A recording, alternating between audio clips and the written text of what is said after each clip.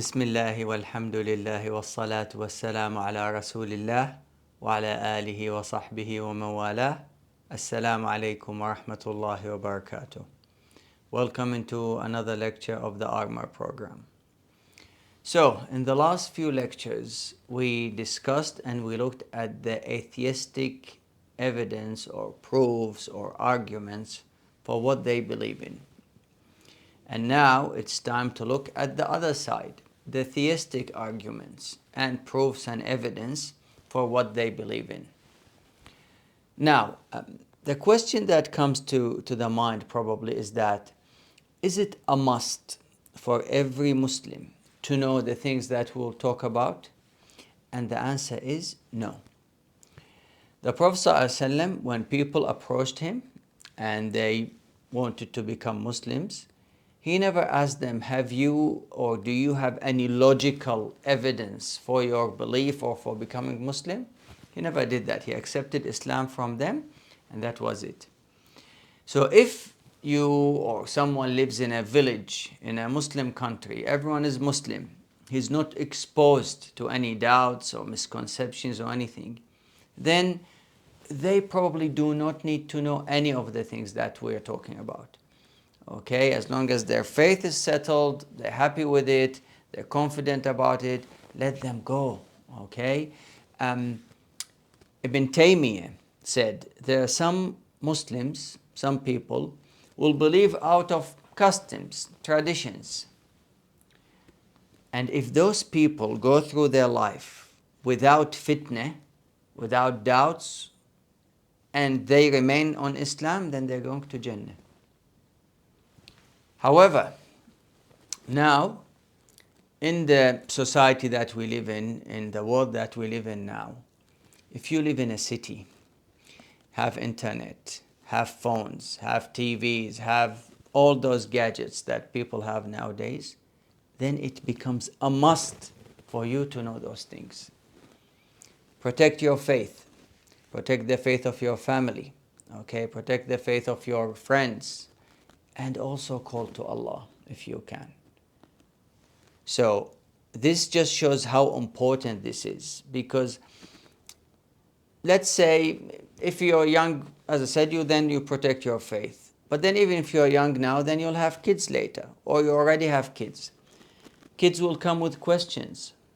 Now if we do not have an answer, then this question will grow into a doubt and slowly will grow into a disbelief.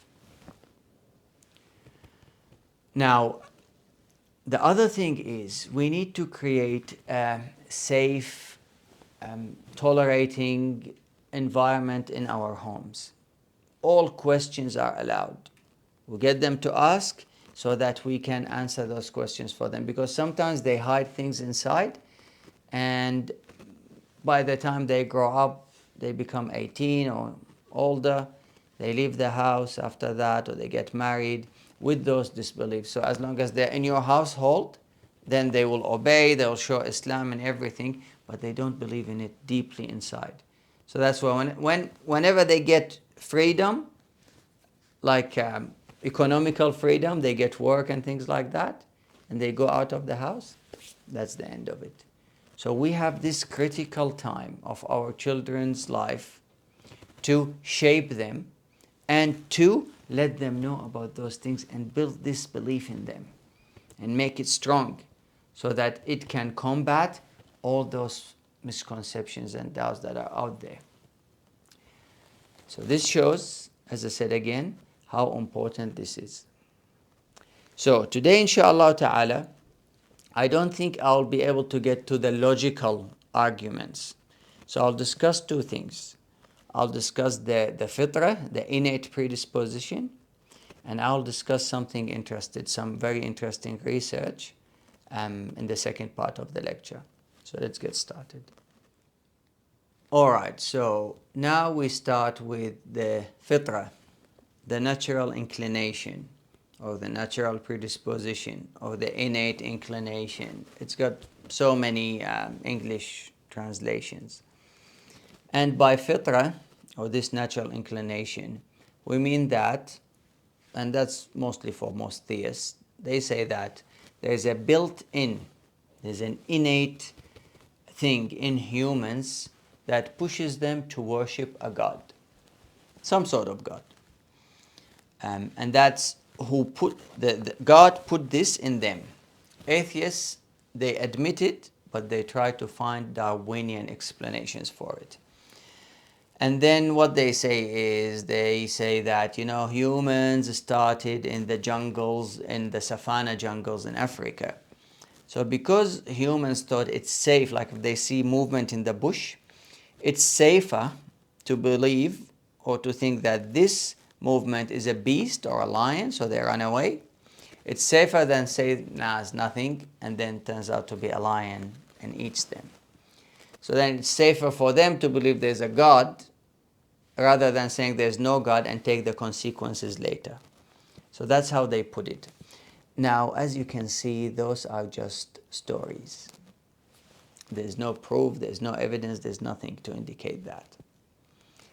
Now, what is the evidence that we put towards that to say that this is an innate thing, these people gets born with it, is that most people believe in some sort of God. B, at time of desperation, when humans think that no one can help them, no one of the humans can help them, all of them turn to God, even the atheists. They do something called the skeptic prayer, which is, God, if you can hear me, God, if you're there, I need this and I need that. And while they were doing their thing, I just went to the prayer room, and for the first time in my life, I really prayed. And I prayed kind of the typical atheist prayer. There's a prayer called the prayer of the skeptic. The prayer of the skeptic goes like this: "Oh God, if there is a God, save my soul, if I have a soul." Yeah. Okay, that's the prayer of the skeptic. And most atheists, when they pray in this way. They say, "Oh God, if you are there," because they're not quite sure. And that's basically what I prayed. I just said, "Oh God, if you're there, I don't know if you're there or not, but if you are, I need help." And I made a promise to my Creator on that day. I promised that if He would save the life of my child, and then guide me to the religion that was most pleasing to Him, that I would follow. And that was the simple promise. They even have now atheist churches, believe it or not. So atheist churches, obviously they don't worship God in them, but what they do is they just need this congregation. They just need this feeling of companionship that the believers get in their places of worship. Now let me share with you something funny. As I said, this is just more for fun. I don't draw any conclusions from it. See, Richard Dawkins, atheist, the most notorious atheist now in the world, once in an interview, and he was criticizing the Christians for not knowing their Bible. So the person who was interviewing him suddenly asked him, okay, what is the full title of Darwin's book, Origin of Species? Now there's a small title, there's Origin of Species, and there's a small title below. He asked him, what is the full title of the Origin of Species? Let's see what he said. But you're saying they're not Christians, even if they think of themselves as Christian. You know what they are, even though they tell you. I'm not presenting my opinion here. This press release is offered to people to look down it and say, look, these people who call themselves Christians actually don't read the Bible, don't go to church, don't believe Jesus was the Son of God, don't even know what the first book of the New Testament is. But Richard, it's up to you to make up your mind whether you think they're Christian. Don't ask me. My opinion is not relevant. Richard, if I said to you, what is the full title of The Origin of Species? I'm sure you could tell me that. Yes, I could. Go on then. On the Origin of Species, on the Origin of Species, there is a subtitle with respect to the preservation of favoured races in the fight in the struggle for You're life. the high pope of Darwinism. Not bad, and I'd give him some justice. But if you asked people. Okay, so even Richard Dawkins, where he gets into trouble, he says God. But I said that's just for fun. Now, the most interesting part for me in this innate inclination is that part of it is something that's called the law of causality, or cause and effect. So, theists say that people are born with this causality, cause and effect. Is that the humans, when they get born, they cannot believe that something will happen out of nothing, or something will happen without a cause. Let me give you an example which all of you probably can do at home.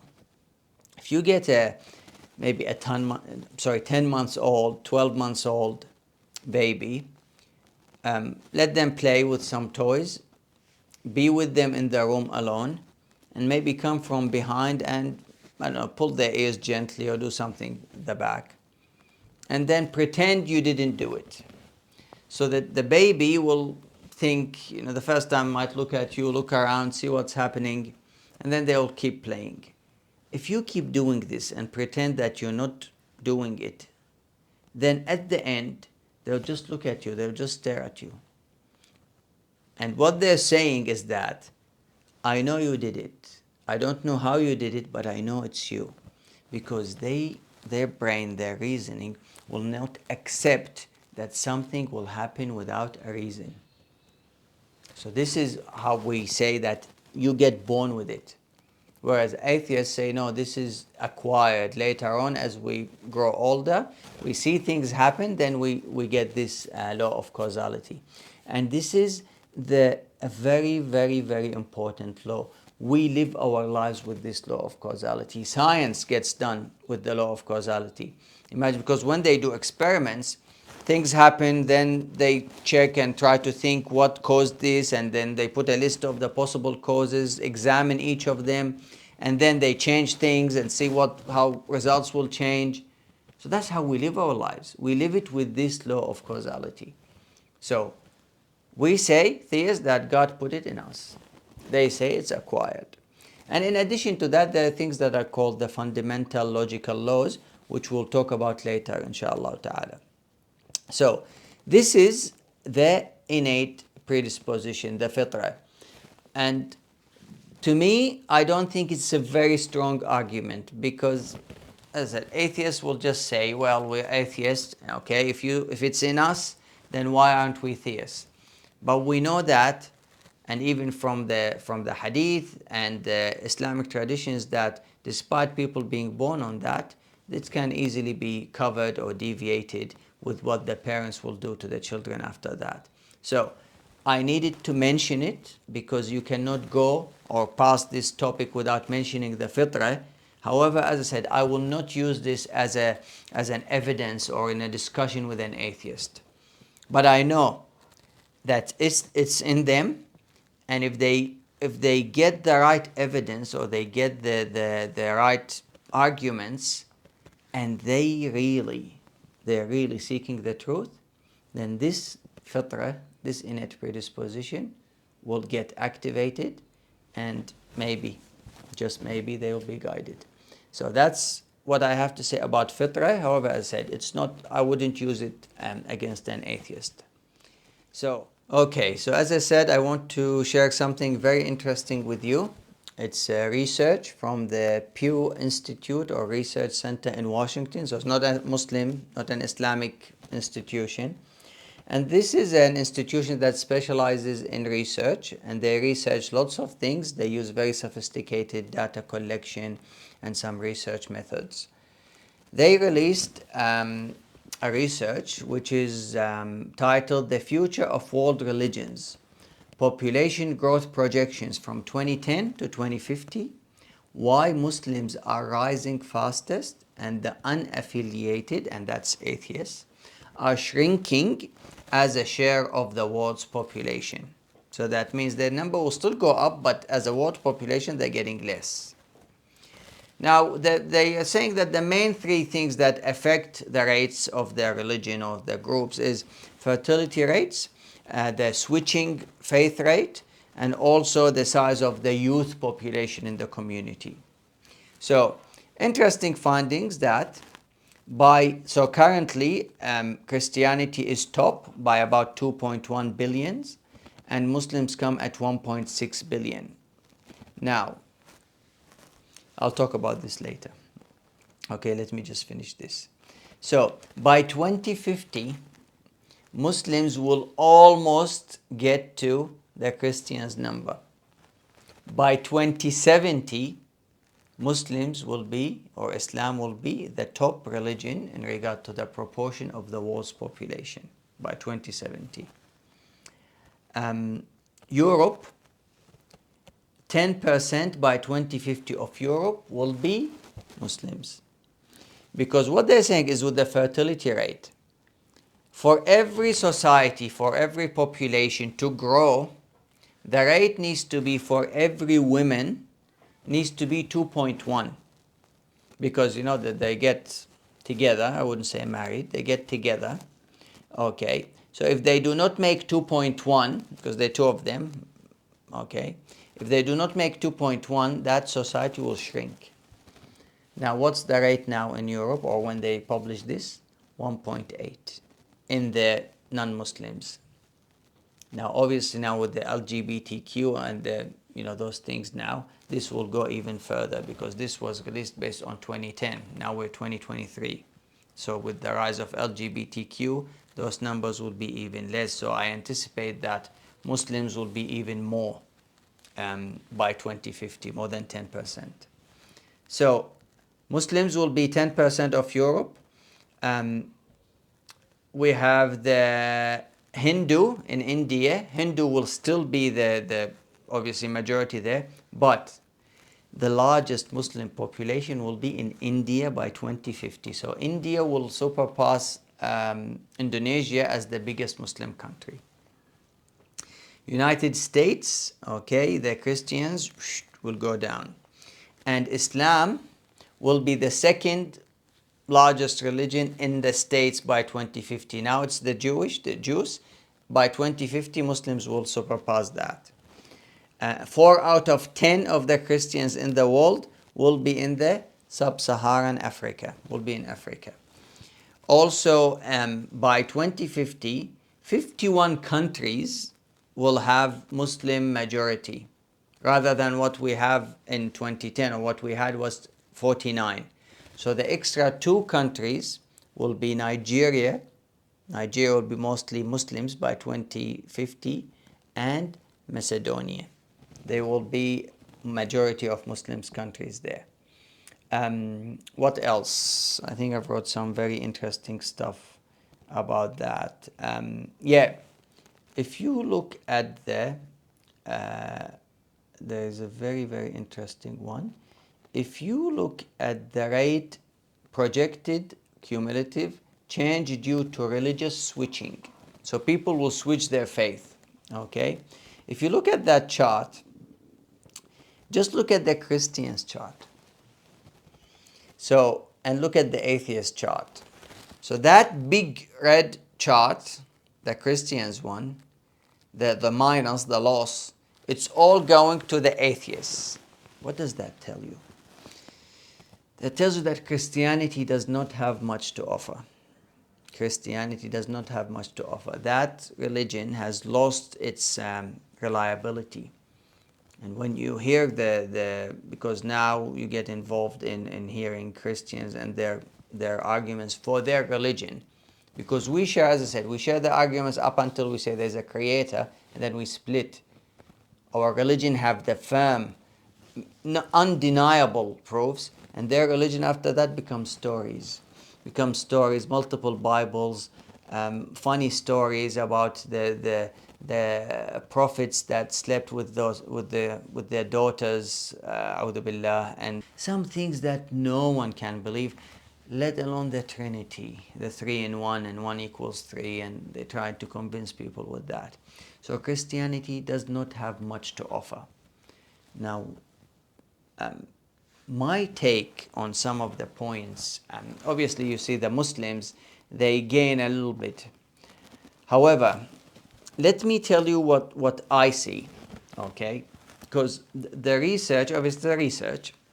Now, obviously, when we say 1.6 billion Muslims, most of them are non-active, Most of them are Muslims by name, and lots of those Muslims, if you really dig deep, they're probably atheists. I wouldn't say most of the 1.6, but a lot of Muslims nowadays, and I speak from experience, at least in my country, Iraq, from what people say. I haven't been there for years now.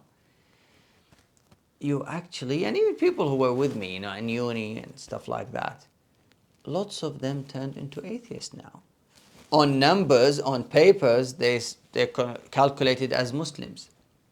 But in reality, most of them are atheists. If not atheists by belief, it's atheists by actions. Okay?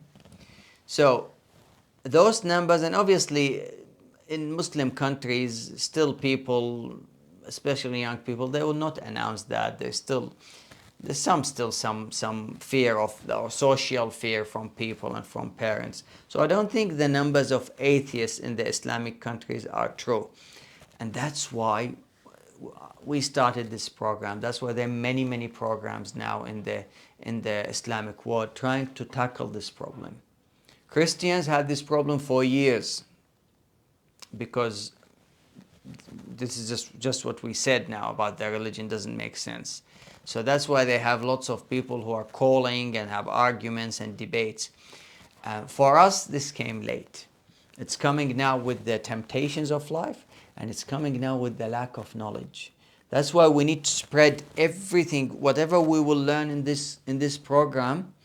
We cannot just take it for ourselves. This needs to be spread. We need to teach it to people.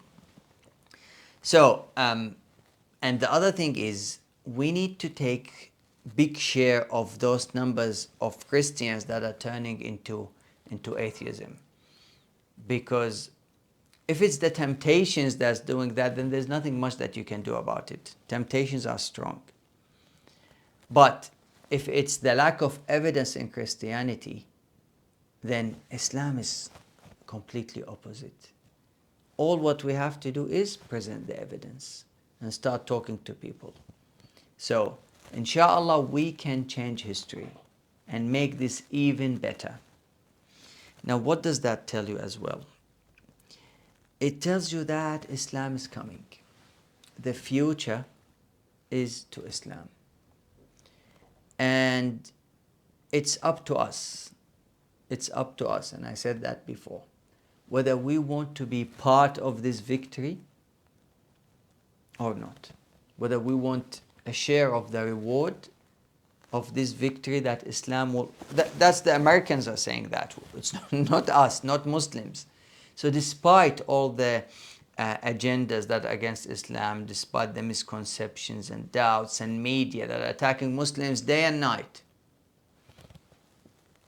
by their own words, Islam will be number one in the world. Now, I don't think I'll live till 250, that's just my feeling. But most of you, the youth, and most of you, inshallah, you probably live and see this a reality. So again, the decision is yours and the decision is mine. Do we want to be part of this victory or not? So I think with this, I'll say Assalamu alaikum wa rahmatullahi wa barakatuh. Inshallah, next lecture, very deep lecture, inshallah, with lots of numbers and arguments. So be prepared for the next lecture. Don't just go through it in the car. Probably sit down, get some pens and papers, maybe some tea, and enjoy the next lecture. Yalla, Assalamu alaikum wa rahmatullahi wa barakatuh.